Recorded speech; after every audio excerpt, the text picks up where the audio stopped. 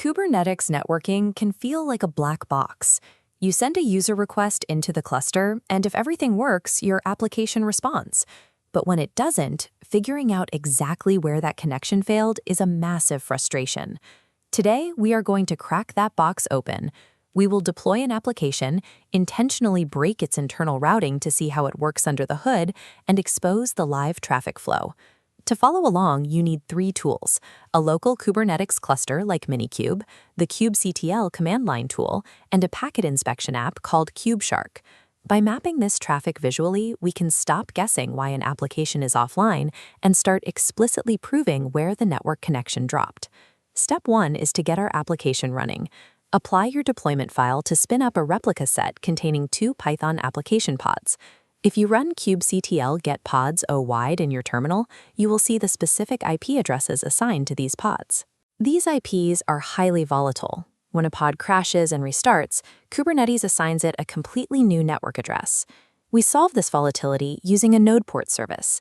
The user connects to a static node IP and port.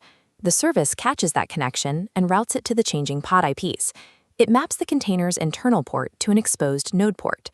To allow external users to reach the application, run kubectl edit svc and change the service type from node port to load balancer. If you run this in a local environment like Minikube, the external IP status remains pending, but on a cloud provider like AWS or Azure, their system automatically generates a true public IP for you. Services abstract away the chaos of individual pod creation and destruction.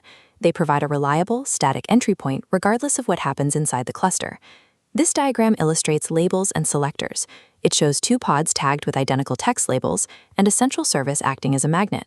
The service uses this exact text match to strictly identify which pods should receive traffic.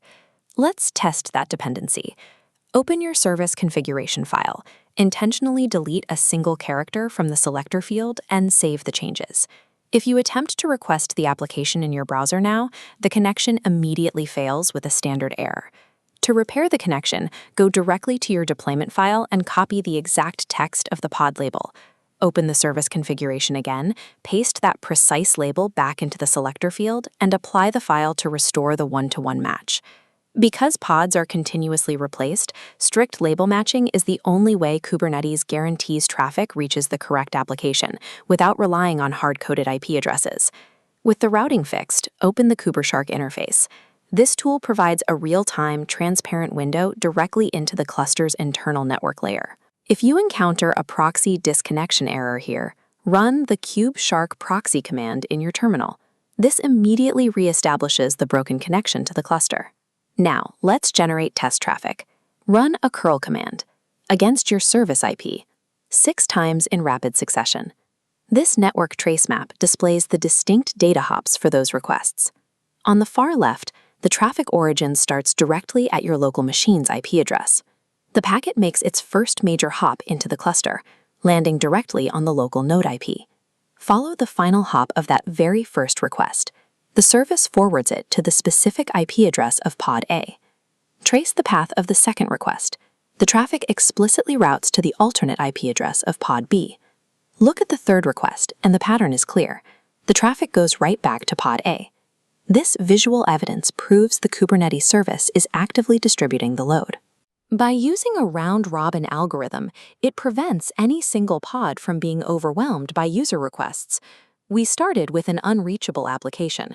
By fixing the internal selectors and using live packet inspection, we proved exactly how dynamic discovery and load balancing distribute traffic. You can expand on this by exploring the Layer 7 HTTP inspection features within CubeShark to read the exact payloads moving between your services. Try deploying this exact setup on a live cloud provider. You'll see their Cloud Control Manager automatically generate the public IP for external access. Mastering traffic visibility turns Kubernetes from an unpredictable black box into a highly measurable, tightly controlled environment. If this breakdown helped you see your cluster clearly, subscribe for more.